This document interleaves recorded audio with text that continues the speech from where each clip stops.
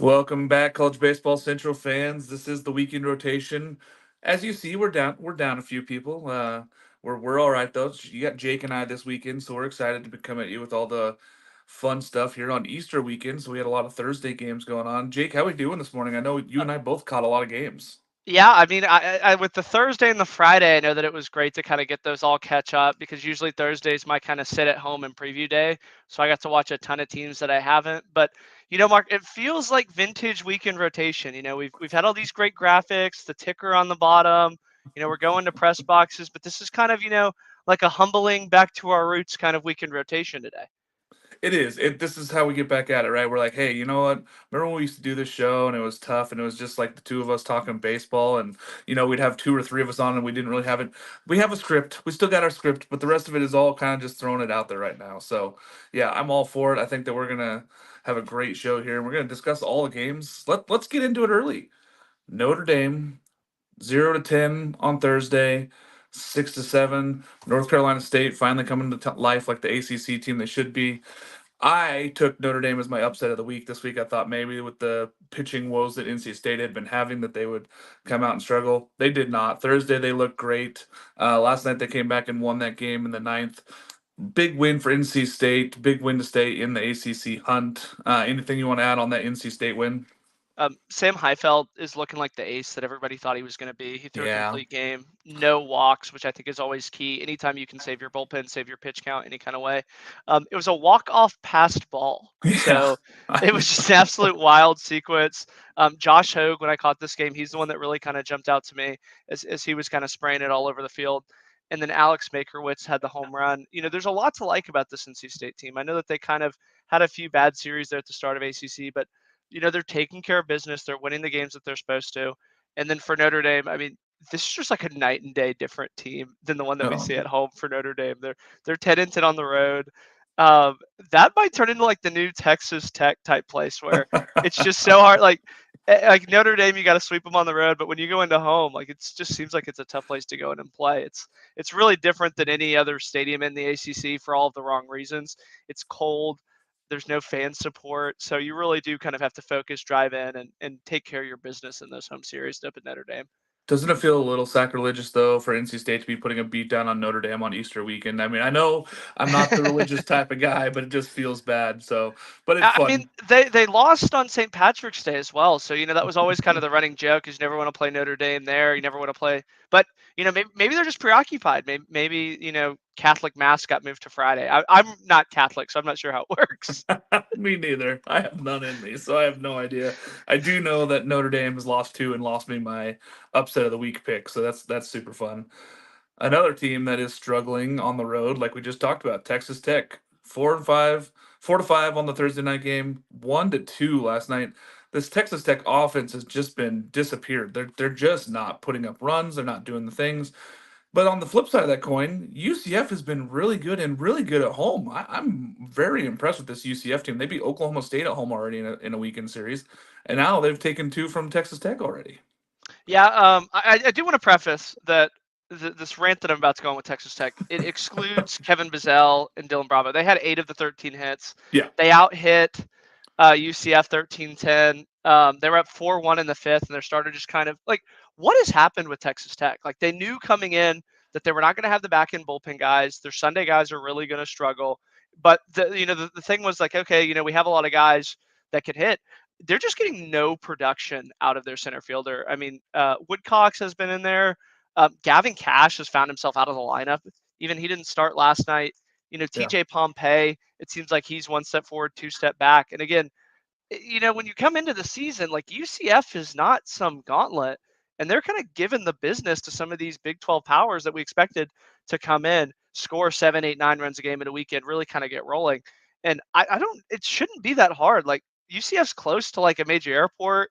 Like it's not a tough place to get to. You really should kind of just go in and handle business. I don't know if they're like messing around at Disney before, but I don't know what these Big 12 teams are doing this year, and I'll kind of talk about it later in my who didn't impress me. The Big 12 is quickly kind of turning into like a two-team conference. It's fastly approaching irrelevance in the national landscape, and it's really sad to see because there's some good ball clubs there, and really we're not talking about them at all because they're not impressive. They're just not taking care of business. Big 12's got to figure some stuff out. Same with the Big 10. They're both struggling, and the Pac 12 as well. This really And feels like an SEC versus ACC race. And the mid before we move on, majors. I did want to give some kudos to Dom. I think it's Stellalano from UCF, 6 1/3, 3 hits. You know, Tech still has the potential to kind of break out. So anytime you hold an offense like that to 3 hits, I think that that's a really impressive outing. So credit to the Golden Knights.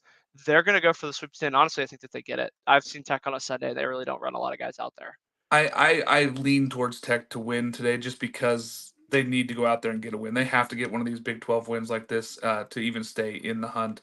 And I have a feeling that the offense comes alive. I think Tadlock gets these guys locked in and says, hey, we're playing for our season right here. This is it right now. We got to get going. So Texas lost 6-14 on Thursday to Kansas State, and then they put up 21. I know that six of those were in the top of the ninth. They put up 21-11 last night. The Texas offense again is another Big 12 inconsistency, right? They're just all over the board. The pitching staff has been good this year, but they're struggling as of late. I don't know which direction I lean here today with this game. I think Kansas State at home is good, but this one is kind of like two really good Big 12 teams, and neither one of them are playing consistent right now. Yeah, LeBaron Johnson, I couldn't tell you the last time that I saw a Texas ace only throw 1 inning. Yeah, I think it was like a true anomaly because he still has lights out stuff. But I mean, I think Kansas State has a deep, deep lineup. I think if you're going to make me pick a Big 12 team that's going to make a super, it's going to be them. I mean, Kalen Culpepper takes great at bats. Brody Day last week at Houston. I mean, I saw him hit one, 380 into the gap the other way. But I feel bad for David Pierce. Like, I don't know who he goes to out of the bullpen because it seems like every time you get somebody going, they take 1 step forward and then 2 steps back. And then you're like, okay, this guy's out. Like, I don't really trust him. And then he goes out there and shoves. I think the one that really kind of tells me how Pierce feels about his bullpen is Ace Whitehead threw 103 pitches in the fifth, and he went in, and that's really, really started to struggle. And it was kind of like hey, get him out now or never. And they really, I wouldn't say they used him too long, but it was very, very obvious that David Pierce really didn't trust his bullpen. Heston Tolley, who was supposed to be one of their ace guys out of the pen coming off an injury, he just doesn't throw fastballs, and his slider doesn't have a lot of movement. Um, Charlie Hurley, he was kind of the guy, okay, Texas can kind of depend on Charlie Hurley coming out of the bullpen. He's now taking a step back. And then the flip yeah. side is I remember Gage Boehm had like a few really good weeks. I think it was their first weekend in conference play where he kind of flopped, and you're like, okay, I guess that's the end of Gage Boehm. Then he comes out of the bullpen and shoves. Like, It looks it good. just feels like it's total luck. Like David Pierce is just like a dice master throwing dice. And then all of a sudden it's like, okay, um, you got to go in. And here's the scary part is, Texas scored 20 runs, and you can't really account on that often. But I mean, they're still not getting production from Jack O'Dowd. They're still not getting production from Porter Brown.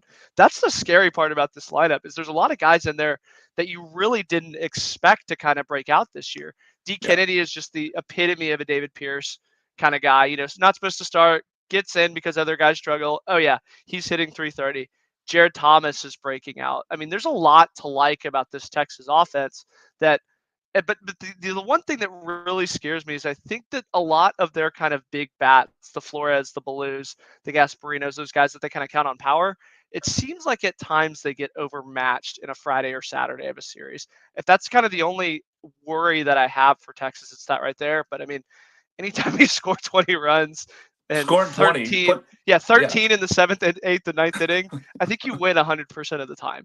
Yeah, and the thing with this team is, again, they're not a bad team. They're inconsistent right now. They're just all over the place. Like there's moments where you think that this is a team that could compete for the Big 12 title. There's moments where you think this team could host. And then there's weekends where you go, why are they even out here? Like against the Washington series where they didn't even score against a team that's 6-11. It just blows my mind sometimes watching this Texas team because they have the talent. And again, I feel for David Pierce because he's literally just throwing out a card deck and saying, please be good today. I mean, please get outs, Yeah. please throw strikes.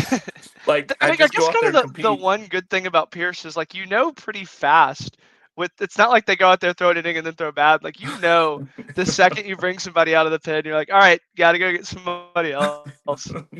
Get somebody up at the pin. He's making a call already down there. Speaking of our next games here, team that has not had to worry so much about their starting pitching, but their bullpen let them up a little bit here. Pitt 3, Vautech 5 in the first game on Thursday, and then Pitt came back to win last night 7-6. Virginia Tech starting pitching has been really good so far in ACC play. We need to see if they can hang on and do something here as far as continuing to win weekend series, because this Vautech team, it has a lot of upside. They've been playing really good baseball, but to lose to a game at Pitt at home when Pitt is kind of going the other direction. I mean, I know we were high on Pitt early this year, Jake, but that's kind of a tough loss last night. Yeah, I mean, it really was a tough loss, but before we kind of go in and say the sky's fallen, I do want to say just the amount of starting pitching quality starts that Virginia Tech is getting Yeah, is really, really exceptional. I mean, they were a team that was going to bang around the yard. They limit Pitt to 3 hits. Brett Renfro had 2 hits, 3 earned runs. So anytime you can get a starting out of that, especially in ACC play, regardless. Um, I don't think that they have the bats that they've had in years past no, to they don't. mask some of their back end bullpen help. I mean, they do have Carson DeMartini, Henry Cooks taking great at bats, but I don't know because Pitt still beat Oklahoma, and I think that they still have the talent to knock off some of those kind of top dog ACC teams. And it's not a matter of who they beat; it's when they beat them. So Yeah. if they can win one today, kind of get that 2 of 3, especially in the ACC, I think that that's all it takes, especially with how many good teams there are. And again, it wouldn't surprise me to see Pitt going forward steal some of these series from the top dogs because they can really hit the ball around the young. CJ Funk's probably going to be a Yeah. first or second team All ACC player. Yeah, he definitely should be in that conversation. I think he'll end up being second team just because there's so many good ACC ball players this year. But it's a gauntlet. We talk about it. ACC and SEC are a gauntlet this year. And if Pitt can go on the road and take a game from Vautech, they can go and beat anybody, especially if they're at home. This team can take a weekend series from anybody. It's a good conference, but the loss Before we last move night on, Mark, I do specifically. want to say that the bullpens for both teams were tremendous. I mean, Pitt's bullpen was nails, 4 innings, Yeah, one Pitt's run. been good. Yeah. Yeah. Uh, I know Virginia Tech lost, but they went 7 1/3, 1 run from their bullpen. So, it really kind of turned into a bullpen game. It felt like Virginia Tech really did just kind of run out of time. And again, like you said, this is one that you really wish you would have taken just to kind of get it for the win column at home. Yeah, that's the one. That's what it comes down to, right? Winning those series at home. They got to go get it today, though. I think that Vautech does come out and win today's game, and I do believe that it is more starting pitching that does it for them.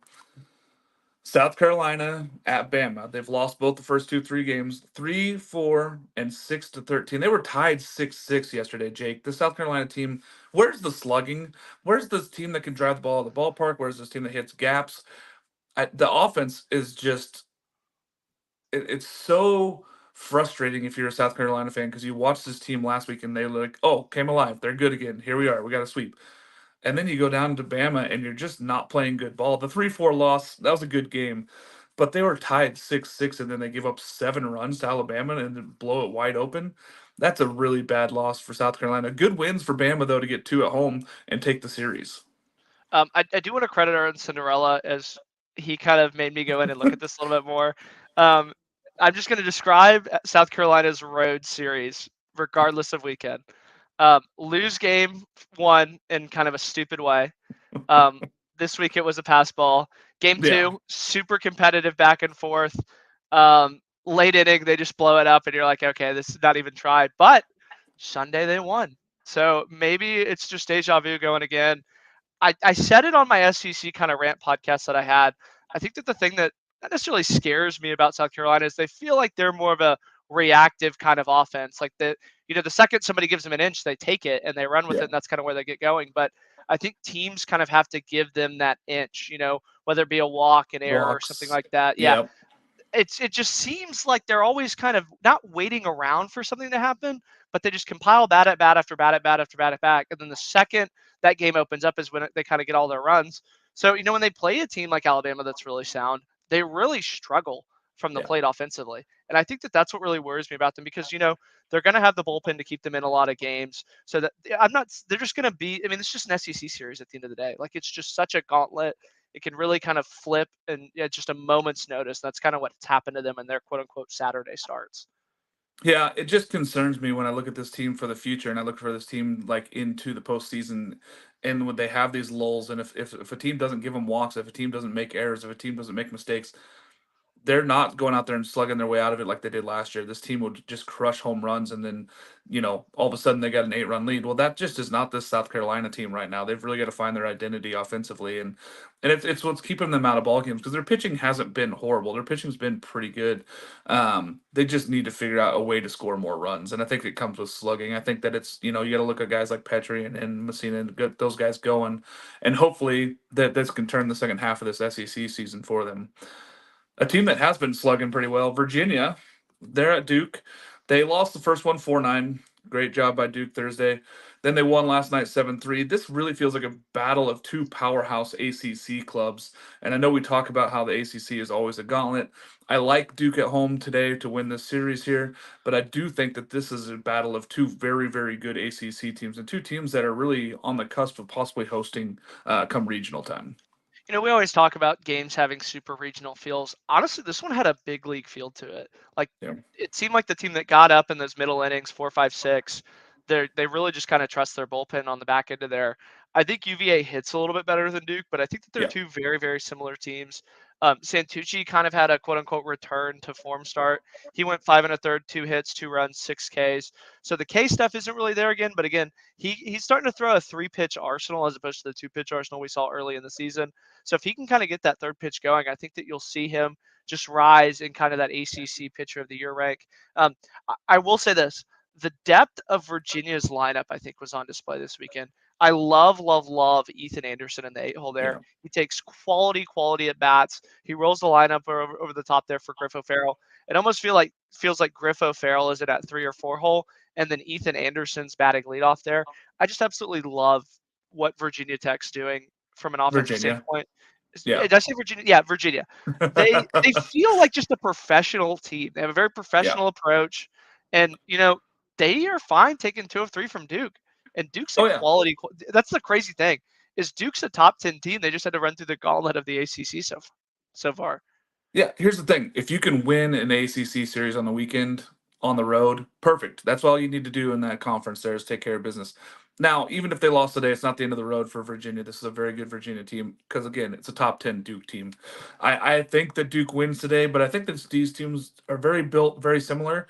I think Duke has a little bit better pitching. I think that Virginia has a little deeper lineup, and I think that that's the difference in the two teams. But they're both built very similar, very good teams. Slug the ballpark, go out there and win these games with pitching and defense and hitting. So I really do think they're two complete teams.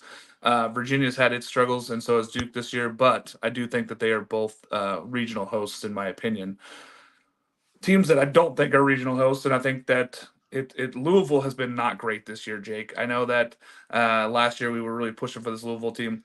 They lost the first game 3-8 against Florida State at Florida State, and then they come back and win yesterday 5-2, and they really just looked better offensively, and their pitching and defense was finally there for them this season. Florida State is a nice story, but they seem to be coming back down to earth. I mean, they still have Jamie Arnold and Jack Leiter, or not Jack Leiter, Leiter there at the front end of that Cam bullpen, or Leiter. Cam Leiter. They do a lot of things that I think that they're going to be very, very dangerous too if they can kind of stay on the front side of that bullpen. Obviously, we'll get to see him today, but this Louisville team is, I think, so hard to prepare for because we mentioned in the ACC show they run out like 16 or 17 different guys, so you Yeah. really don't know what you're going to get from a scouting standpoint. I really like what Zion Rose has done. Eddie King Jr. kind of had a bounce back game for him. He's a guy that like you almost want to pencil him in the lineup every day, and then it seems like Louisville just kind of outsmarts it when they have a couple platoon guys. I think if they can kind of get their 9 going and get rolling, honestly, I think that they feel like a little bit of a fringe tournament team. They do a lot of things right, but again, the FSU struggles were in the middle innings. I mean, we saw it last Yeah. year where they kind of just at times I wouldn't say looked like they didn't want to be there, but they kind of just made plays that you kind of blink and you're like, yeah, that play should be made. And then you look up and it's 5-2 and all of them are unearned. I think that if they can kind of clean up a little bit of that stuff and, play like they're a team that's supposed to be here. Obviously they've had an overperformance that they have 2 frontline guys. If they can kind of settle in and be the team that Link Jared kind of expects them to be, I think the sky truly is the limit for this Florida State team in the ACC. They're going to have a ton of chances to be a host this year. They are. I don't feel like they're going to host. To me, I feel like Florida Yeah. State drops to a 2 seed, but then they're a dangerous 2 seed because their pitching is so good and they just stay in ball games. And Link Jarrett is one of the best coaches in the country, and he's going to keep getting these guys prepared.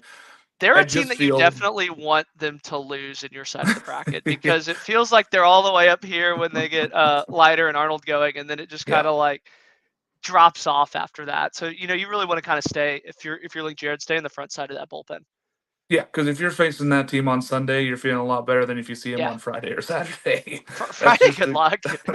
Friday is tough. That's what I'm saying. I agree with you. Clemson and Miami, 2-3, 3-2. They both have split. Not a lot of runs going on there.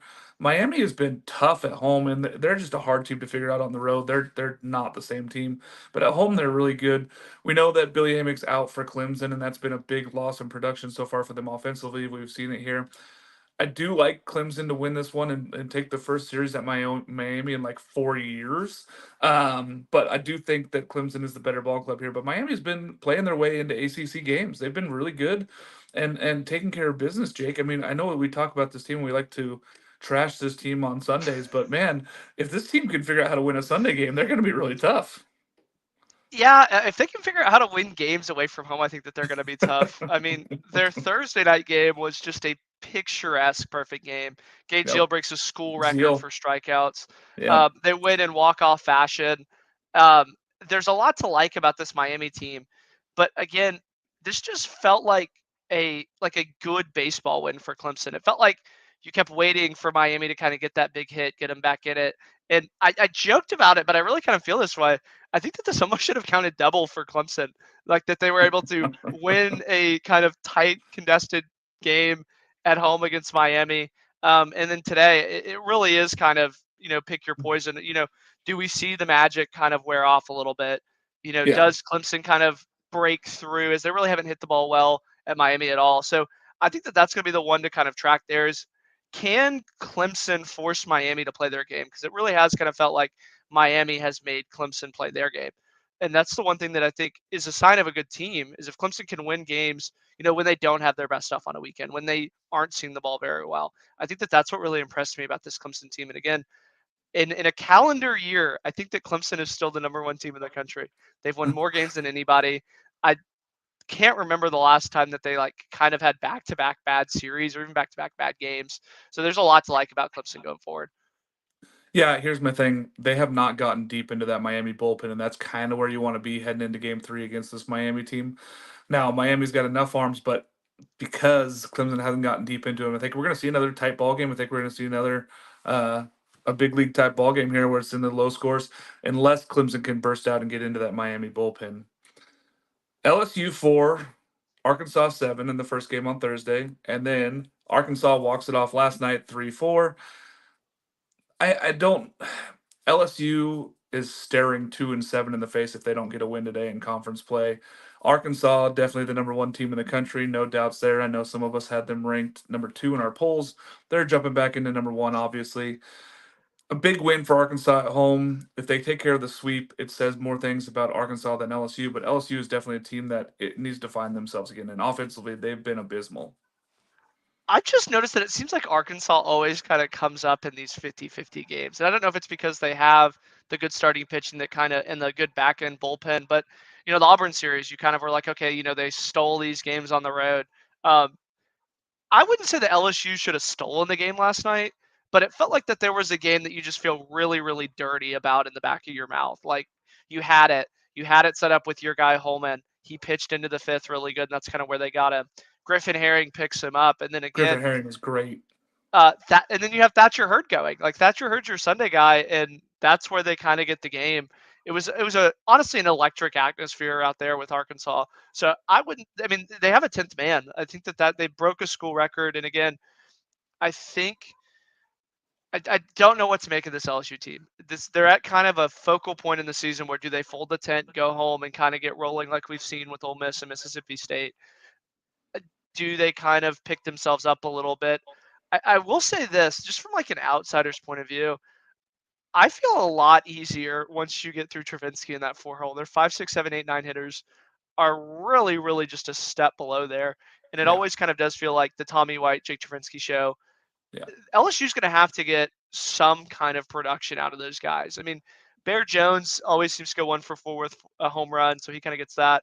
But Paxton Kling's hitting under 200. Brady Neal hasn't had an SEC hit this year. He's like Yeah. 1 for 36, and he's supposed to be one of their guys that was supposed to take a big step forward. Milam is kind of returning back to kind of where he's supposed to be. It really is kind of an inflection point where the season can really kind of get under control or out of control. You can point to it and say, okay, here's where LSU kind of lost it. So I I wouldn't say it's must win because it's March 30th, but you have to steal one here if Yeah. you're LSU. They've been competitive. They've had their moral victories. They had it Thursday night. They had their moral victory. Last night they had their moral victory. I'm tired of it if I'm LSU. They have to go out and win the game today. Here's the thing, if they don't start winning some of these games, they're going to find themselves out of SEC play. They're going to find themselves out of a hosting conversation. They're going to find themselves on the road somewhere in a regional, and that's not where they want to be because they really play much better at the box than they do anywhere else. They got to start winning some of these road series, though, at least go get a win. So I think today is a big game for LSU. But equally as big, Arkansas would love to take the sweep at home and just really cement themselves as being the best in the country and at least in the SEC. So I think that this is big for Arkansas to go out there and get the sweep. Here's LSU's the got part to that find out some scares wins, me though though. about Arkansas is I don't even think they're clicking at the plate. No, they're not. Like like it's not like they I know that a lot of people have said that their offense isn't very good. It's just not clicking. Like they have talented guys, and it really does kind of jump off the charts. Aloy takes really good at bats. Hudson White takes really good at bats. Stovall again kind of lets everybody breathe easy. Diggs. A lot of those guys just aren't clicking, and that's the scary part about this Arkansas team is they have the ability and the talent to click and be one of the best offenses in the SEC, and we just haven't seen it. So it almost feels like there's just an unlocked potential there for Arkansas. I don't know about best offenses in the SEC. I'll maybe put them middle of the road, but better than they have been Yeah, performing, Jake. and I'll I agree think with you they're that like they could be better. I mean, obviously Missouri, you need to exclude them, but they feel like a bottom five offense right now, and that's just with the They talent are. that they have. Yeah. I'll say top five. I think that they have a top five offense if you just looking down.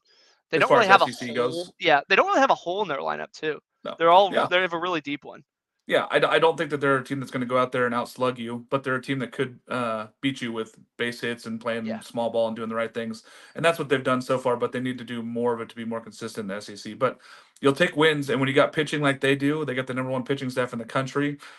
You don't really have to score a ton of runs. You just go out there I and did keep want to playing good ask you before defense. we move on. Yeah, You've been around college baseball a lot longer than me. This is yeah. the best staff in college baseball since when? Because they have a Friday night guy on Sunday. Tiger before last week had a lower ERA than Hagen Smith, and then Hagen Smith is probably going to be the first pitcher taken off it. I I don't think I've mean, ever the seen a best collection of overall pitchers. staff since, man, maybe 2018 Florida. Like there's that was a staff that was just built on front end starting pitching. Maybe even back to some But they have a good 2014 bullpen. Oregon That's State. the Like there's thing. the thing Yeah, is that Arkansas has a complete pitching staff. It's it- 14 guys that are legit starting pitching and bullpen guys. I think it's the best pitching at the college level that we've seen in 25 years. In yeah, my opinion, I can't recall a time when I can go through and say a Friday, Saturday, Sunday guy is better than any of the Arkansas guys that you're putting out there right now. yeah. And I that mean, bullpen, I've said it before. I think Molina would start on Friday at 10 of 14 SEC schools, and he's the Sunday yeah, guy. Like he yeah. is legit. He gives you 5 innings 5 innings, 1 run. Like every pitching coach in the country would love to get that out of their Sunday guy. There's a lot of places that would love that for their Friday guy, Jake. There's a lot of guys that would love that for their ace to go out there and get 5 innings and 1 run. But I believe that Arkansas is the best pitching staff in the country, and I don't really think it's even close. I know we had them in competing with teams like the LSU's, but it's a much better staff than anybody even anticipated, especially with how good that bullpen's been. Georgia at Tennessee. This is the first time Tennessee's been run ruled at home in SEC play ever that I can remember. But Georgia 16, Tennessee 2.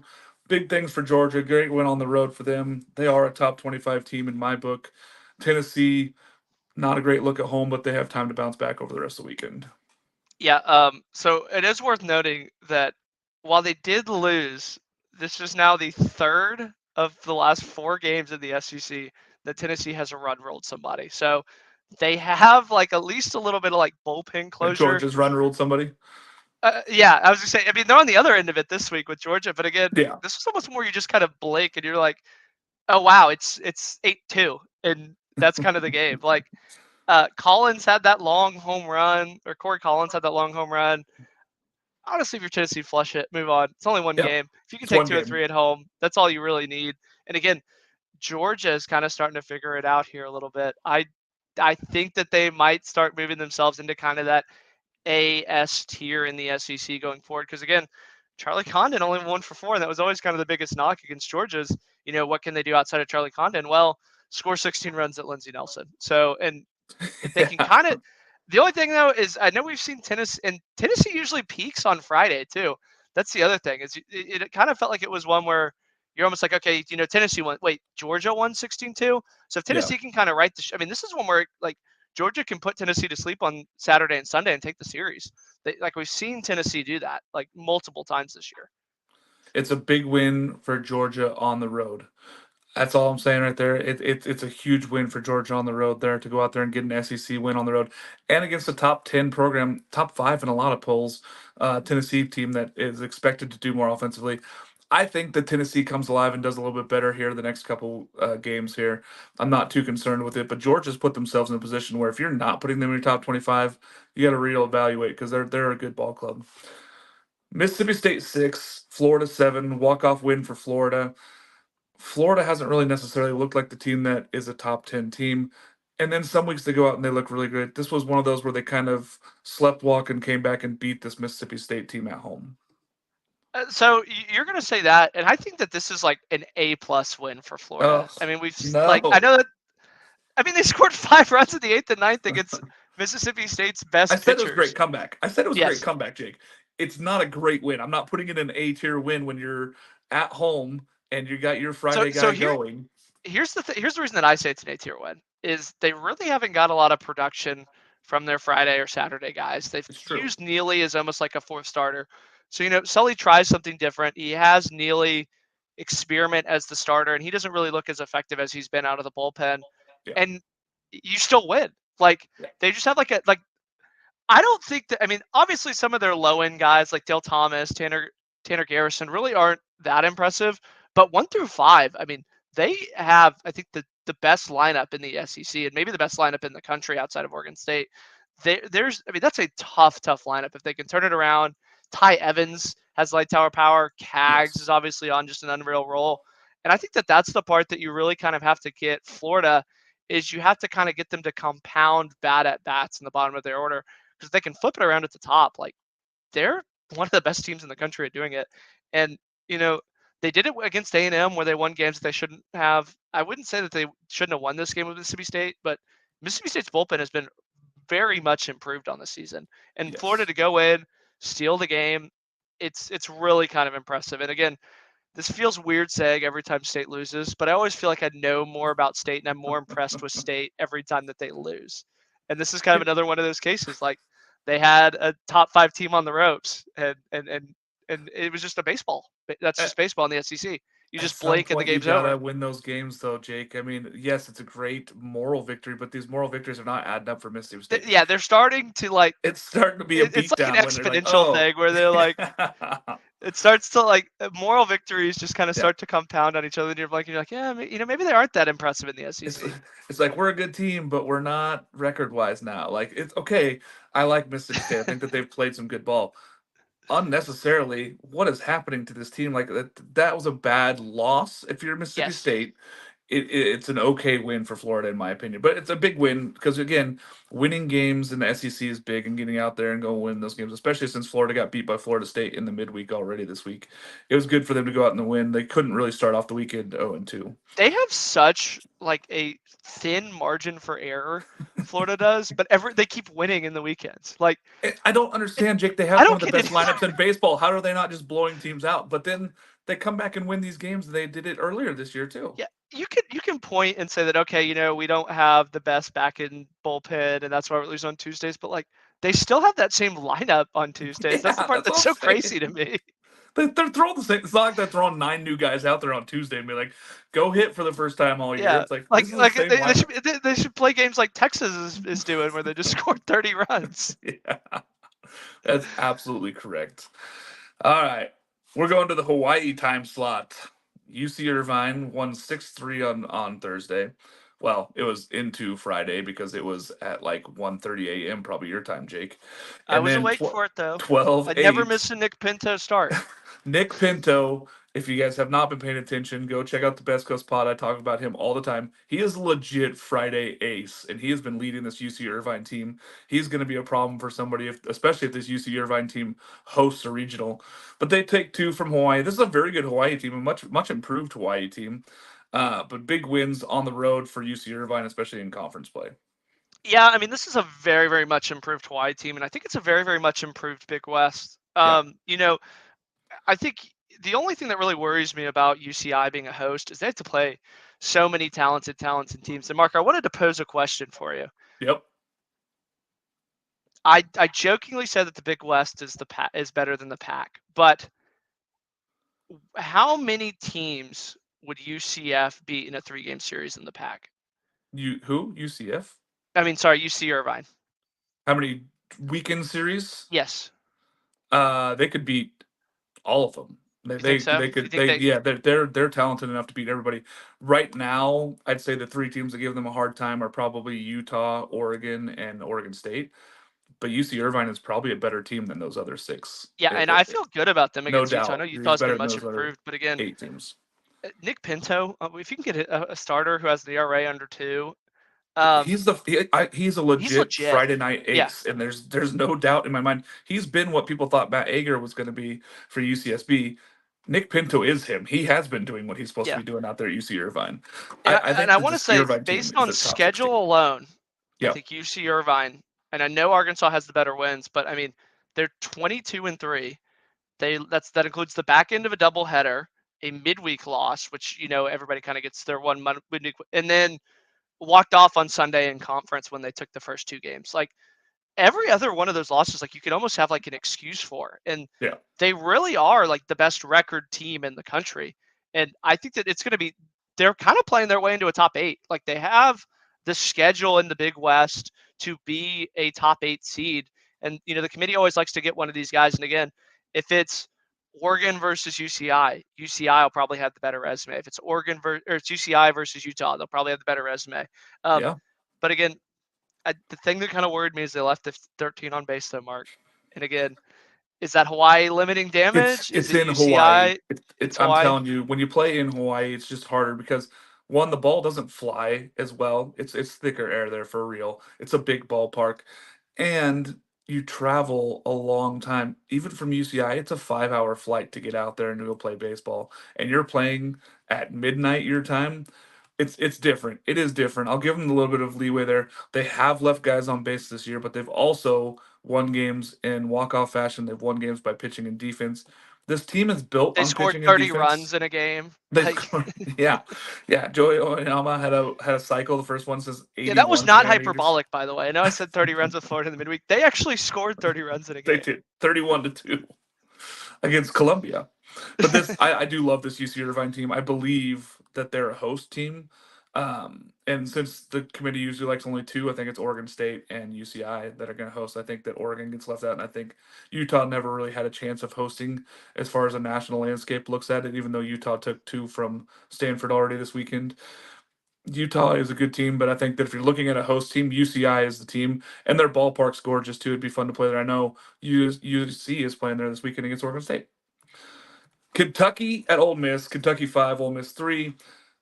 Ole Miss needs to figure out a way to start winning some of these games at home. Kentucky did what they're supposed to do. They played small ball. They won this game on the road.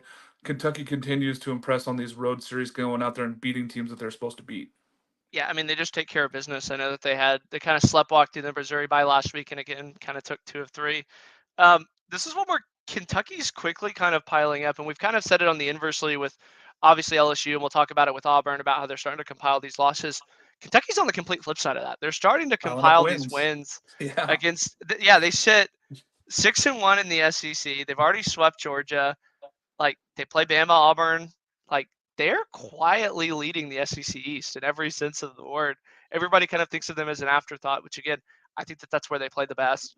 They love to hit and run. They love to bunt. They love to steal, and they're gonna like they're almost like the defensive version of South Carolina, where they wait for external factors.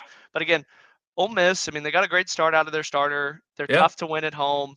This is just kind of one of those ones where you're like, okay, we got to come back and get it tomorrow. Like this is Yeah. it's a different kind, not a big flush like Tennessee with Georgia, just kind of like it's baseball. Just wasn't our day.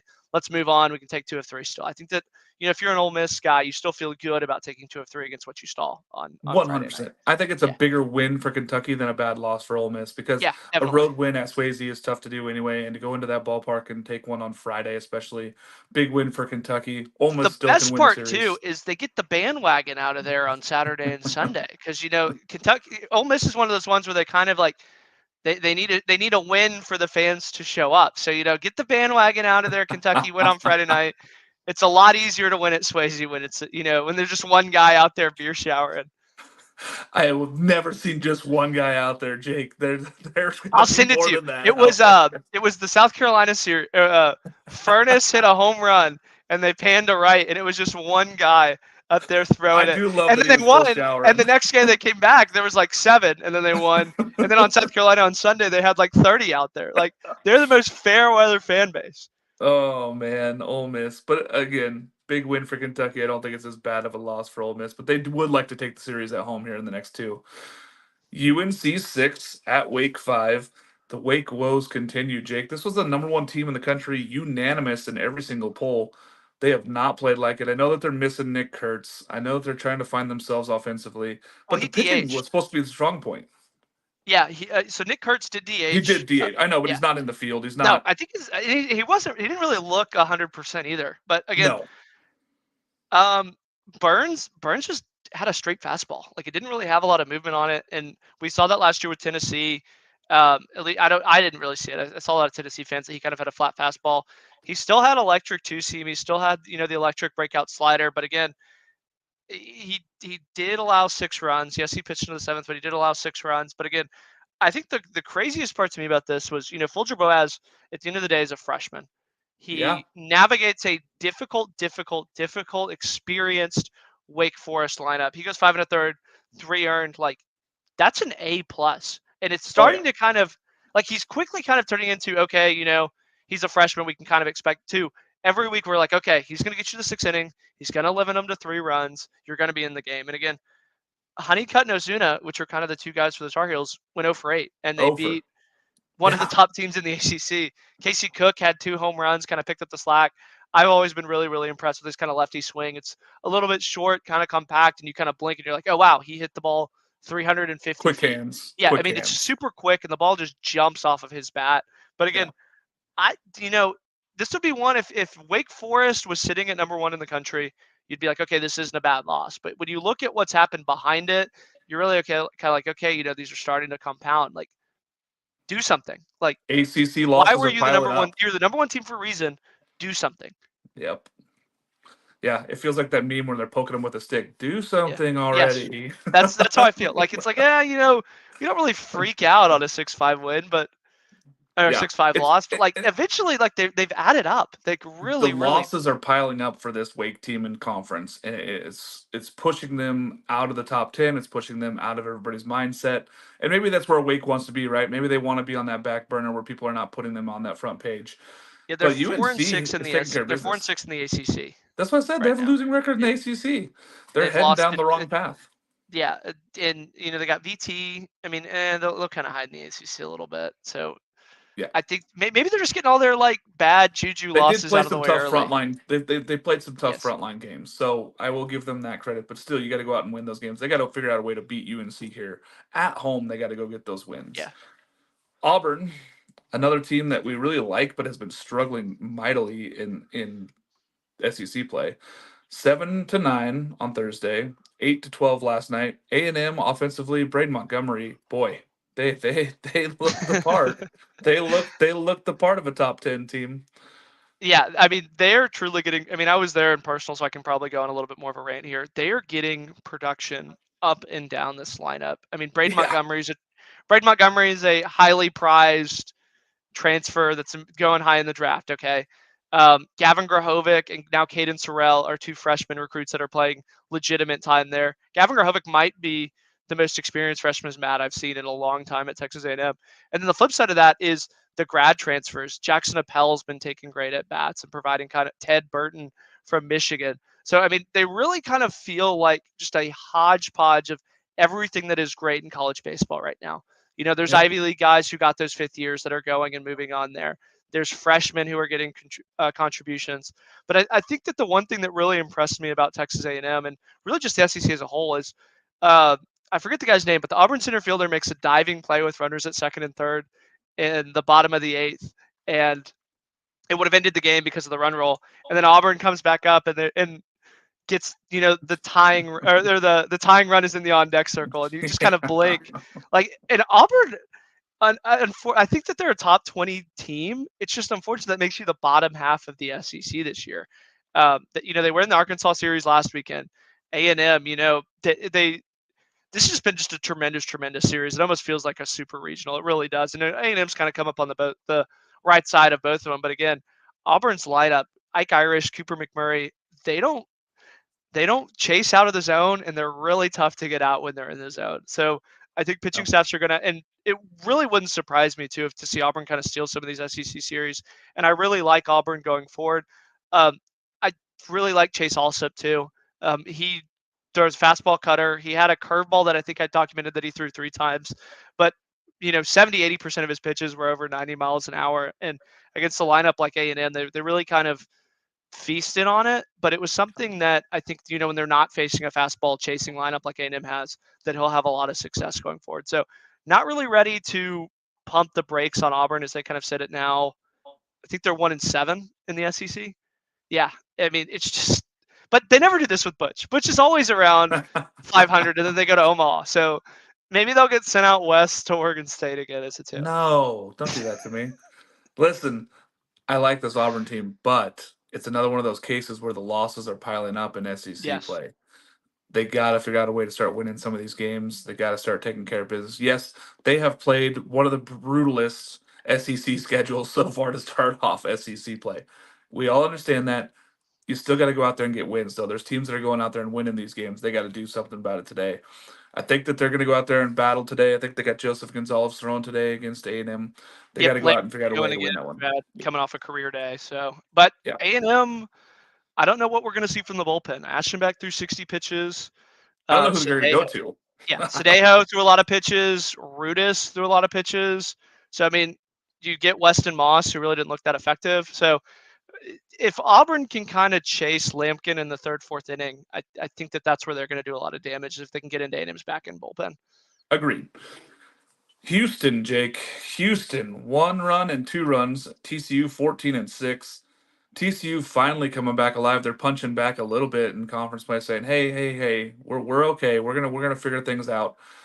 TCU's offense is finally coming alive. Peyton Tully's still great. I think that this TCU team is making a case to say we're not dead yet. We had some lulls. We dropped out of top 25s. We're gonna be right back there. We're still a good team. Yeah, and they kind of did this last year too, where they really got rolling late in the season. Yeah.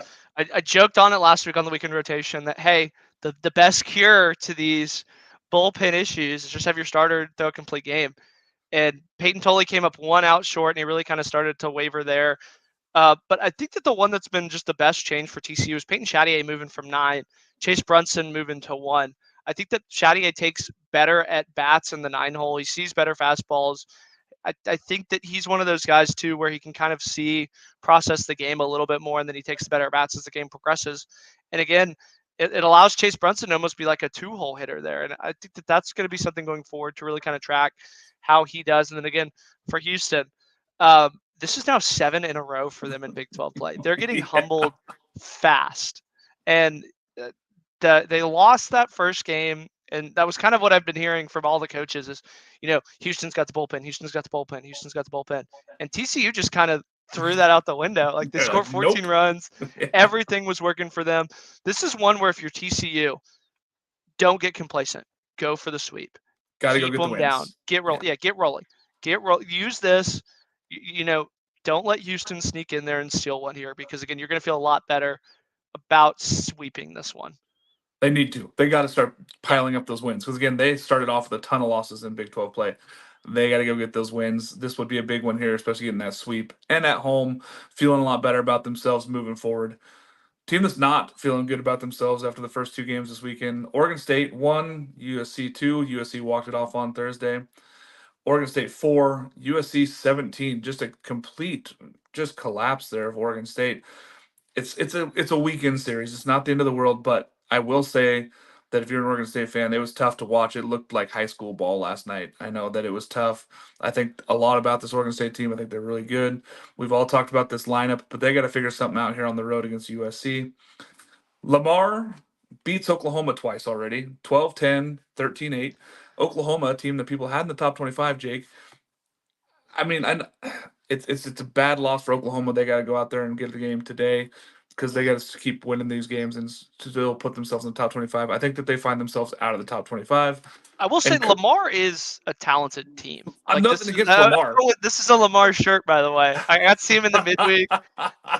They're not the bang around the yard team that they were last year, but I'm gonna get clowned for this. I think the Southland is a two-bid league this year. There's a ton of talented. Two Nichols is bids. really good. McNeese has a high RPI. Incarnate Word is scrappy. There's a lot of Mars mid now beat. majors that are going to steal bids. I think that two bids out of the Southland is going to be I tough. it's good. I mean Lamar. I mean they dropped it the midweek to Houston, but before that they had the nation's longest winning streak. They win in the weekends. I have been really, really impressed with Lamar. I don't think that they have the back end bullpen to kind of compete with some of these top teams, but Yeah, they can hit like nobody's business. they can hit, and they've been doing it. They've been doing it consistently, which is something that a lot of teams have not been doing. Coastal splits with UL Monroe. Not great for Coastal. They need to go out there and keep winning some of these games. They're kind of playing their way into mediocrity by splitting these series and not taking sweeps. They got to go out there and figure it out. The big one for me was Utah has taken the first two games from Stanford. So Utah proved me right, and Stanford proved me right also. So I feel pretty good about that one. Utah's just been a really good baseball team. They're now 7-4 in Pac-12 play. They're They looking to remind take over me, first. before we move on, they remind me Yeah, of Houston last year because the Pac 12, outside of Oregon State and outside of, I say, USC on Friday night, the Pac is just kind of dog crap. And these bad teams play each other and one has to win. And Utah is just kind of like the lesser of two bad teams. And you're like, yeah, I don't really feel great about Utah playing outside of it, but they've won so many games in conference. It they it's just took a game from amazing Oregon how State. it's crazy how fast the Pac's kind of fallen off there. It started with USC about 20 years ago, and they've quietly just kind of all folded the tent there, and it really is kind of sad. Yeah. It is, and there are good teams in the pack, and I think that I was hoping that there'd be six teams. I don't see six teams making the conference. I don't see six teams making the field of 64 now. I think that they're going to limit those teams and put in teams out of the Big West and put in teams out of the WCC. WCC might be a two-bid league. You might see Santa Clara and Portland get in this year, And I just think because I think that they're better. Loyola is another talented team that you can kind of sneak in there as well. I don't think that they're going to get in the tournament unless they win the Yeah, that's what I conference said. tournament. I mean, they They'd have have to the win. talent to steal the tournament, is what I was They'd saying. have to steal the tournament, yeah. But I think the University of Portland Pilots and Santa Clara Broncos both would be teams that could be potentially in the tournament as 3 or 2 seeds even. Jake, who did something cool this weekend? I'm gonna go Connor Matheson from Grand Canyon Grant University. Canyon University throwing the perfect game or the He no threw a hitter? no hitter. He No had hitter. 2 walks, first no hitter in like 40 years for the Lopes down there. Yeah, they've had a little bit of a max exodus of talent the last few years, but they're still a tournament team. I get to see them when they played. Maybe the crappiest team in the country, Stephen F. Austin, and they took care of business. So I really, really like Grand Canyon going forward. They're going to be a very, very dangerous 4. One more, Kansas. They sweep BYU. It's their first road sweep since 2014. I think it's time to put the Jayhawks in the conversation. Maybe not in It's the tournament, but they're in the conversation. they're a fringe tournament team right now. Yes, they have played their way good enough to be a fringe tournament talk team. I like that. I'm going Grant Taylor from Washington State. Had a career record of strikeouts, 9 innings shutout against Washington, had 17 strikeouts. What a way to put a stamp on your final year at Washington State in your final rivalry game and saying, hey, I'm putting it out there. This is how I'm playing Thursday. 17 strikeouts. Just terrific effort from Grant Taylor. I've been telling people on the Best Coast pod that this guy's a problem on Fridays. He's a really good pitcher, and to go out there and just shut down your rival opponent like that on the road too. He went into Washington. He went into Seattle and said, "We're shutting you down." So that was big for me. That was my something cool. Was Grant Taylor from Washington State. 17 strikeouts, 9 innings, shutout game. Mark, I do Who have did? one more too. Yeah, let it go. Let it fly. Noah, our fearless leader, we bullied him into a pizza review as he kind of tried to, take a step back. So, who did something cool? 2 weeks in a row on the pizza roll. He's So, getting there. they call that a streak in the industry. He's getting there with the pizza reviews. Who didn't impress this weekend, Jake? The Big 12 as a whole. At the end of the day, OU is supposed to be kind of the flagship. They are OU and Texas. they have a losing record outside of the Big 12, and that's the best team in the Big 12. Yeah. Kansas State's at the top of it. Texas last week lost to Washington. Baylor has taken series from Texas Tech. Cincinnati is being competitive with some of these. So the old guard of the Big 12 has not really impressed me at all in any way, shape, or form. But I do think something, and I saw it last night when I watched Oklahoma State. I think Oklahoma State breaks out. I think that they're this year's TCU where they get hot at the right time. I mean, their offense is just too talented, I think, to only score 2 Yeah. runs. They're getting, Garcia and Holiday are 2 frontline starters that keep them in a lot of games. But again, Schubart's going to get healthy. Binge is going to get healthy. Wolfert's going to start seeing the ball a little bit better. So, who didn't impress me? The Big 12, but I think Oklahoma State's really close to breaking out. The thing that always has scared me this year about Oklahoma State is their bullpen. And so if they Yes. can start getting outs in the back end of games, I've always said that this team could be competitive. They have enough offense. Nolan Schumer, he's really good. He can really hit the ball. Yeah. This team can hit. The back end of that bullpen is what scares me if I am Oklahoma State. And if they get rolling, watch out, Big 12. For me, it's Oregon State. Oregon State didn't impress, losing 2 games on the road at USC, a team that doesn't even have double-digit wins yet. Got to go out there and win those games, especially since I had them ranked number 1 in my top 25. Obviously, another team will be in there, probably Arkansas, as they should be. But Oregon State did not impress this weekend. Who did look the best, though, Jake? That one's tough because I feel like a lot of teams really did, because that's the problem when you get all these SEC splits. Let me go off the beaten path here. Mine's UC Irvine going on the road and winning those 2 games so far at Hawaii in a weird time zone, going out there and taking care of business in conference. I'm really impressed with this UC Irvine team. They are playing their way into at least regional host and possibly a national seed if they keep playing like this. But I don't think that they're going to get enough love from the committee to get up into the top 8. But I do love the way this UC Irvine team's playing. And Nick Pinto, I've said before, he is a Friday night ace. He is a dude. I like I said, I was going to go off the beaten path. I know that they lost the first 2 games of these series, but Bowling Green University, take notice as they are kind of starting to run the MAC down there. They won 8 in a row in conference play. I mean, yeah, and then Xavier's, I think, a talented team that's probably going to be in the tournament out of the Big East, and Bowling Green's been in both of those games. So Bowling Green has really, really impressed me this season. Fair enough. Fair enough. Jake, what are you looking forward to the rest of the weekend, my friend? Seeing if we can get the Vandy of old that we saw in Houston. They've kind of sleptwalked through this Missouri series. That's what I'm looking forward to. Shout out to Canes Cat Heat 305. Clemson hasn't lost a series in a year.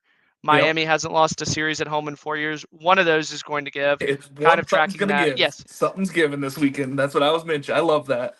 And then, the quote unquote Sunday salvages. Can LSU, can Auburn, who haven't really had the best weekends, can they salvage some of these games here? I think that's going to be the one thing that, again, if LSU can steal one today, you'll feel very, very good if you're Jay Johnson. This is a good confidence boost game. That's the thing. You're talking about 2 teams that talent-wise are top 25 clubs, but could find their way out of the top 25 with losses today.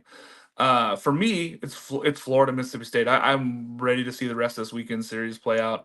I think that Florida is the better team, but if Mississippi State can keep playing and somehow find their way into games, And then Wake Forest, they got to find some wins, man. They have to find some ACC wins. This is just becoming a problem if you're a Wake Forest fan, and they got to go out there and find some wins. So those are the two for me, as well as the Clemson Miami series. If there's another 3-2 Clemson Miami game, I'm just gonna lose my mind. But I think it's great. I can't wait.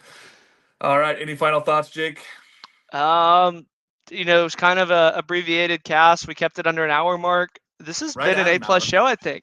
A You know, plus. kudos to us. We give all the accolades to the other teams, but kudos to us. Fair enough. And thoughts out for our teammates that are out today. I'm sure that we'll see them again soon. For Jake McKeever and Mark Garland, this has been the Weekend Rotation. Thanks for joining us. We'll see you